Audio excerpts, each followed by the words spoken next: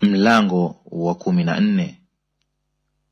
Ikawa siku za Amrafeli mfalme wa Shinari, na Arioko mfalme wa Elasari, na Kedorlaoma mfalme wa Elamu, na Tidali mfalme wa Goimu, walifanya vita na Bera mfalme wa Sodoma, na Birsha mfalme wa Gomora, na Shinabu mfalme wa Adma, na Shemeberi mfalme wa Seboimu, na mfalme wa Bela, ndiyo Soari.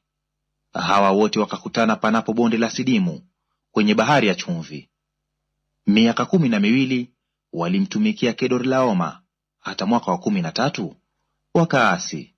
Na mwaka wa 14 akaja Kedorlaoma na wafalme waliokuwa pamoja naye, wakawapiga Warefai katika Ashteroth Karnaimu, na Wazuzi katika Hamu, na Waemi katika Shawe Kiriathaimu, na Wahori katika mlima wao Seiri, mpaka El-Parani iliyo karibu na jangwa.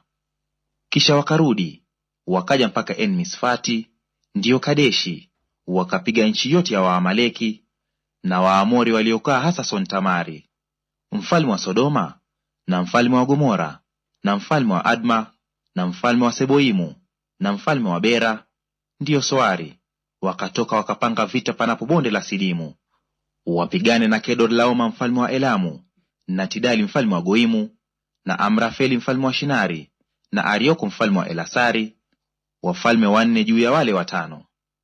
Na bonde la Sidimu lilikuwa limejaa mashimo ya lami.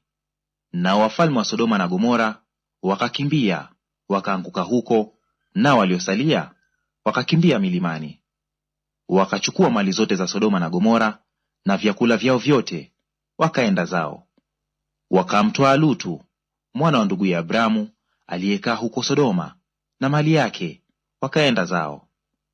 Mtu mmoja aliyeponyoka akaenda akampasha habari Abramu Mwebrania, naye amekaa panapo mialoni ya Mamre yule Mwamori, ndugu ya Eshkoli na ndugu ya Aneri, na hao walikuwa wamepatana na Abramu.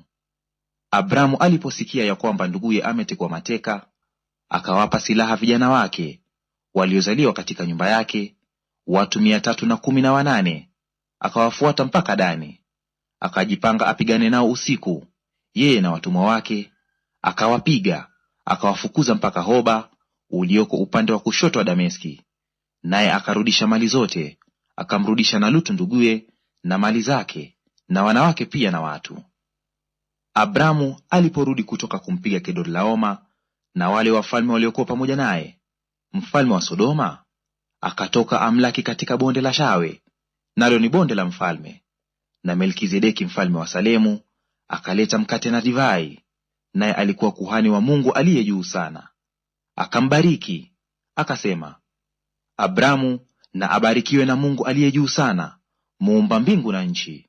Ahimidiwe Mungu aliye juu sana, aliyewatia adui zako mikononi mwako.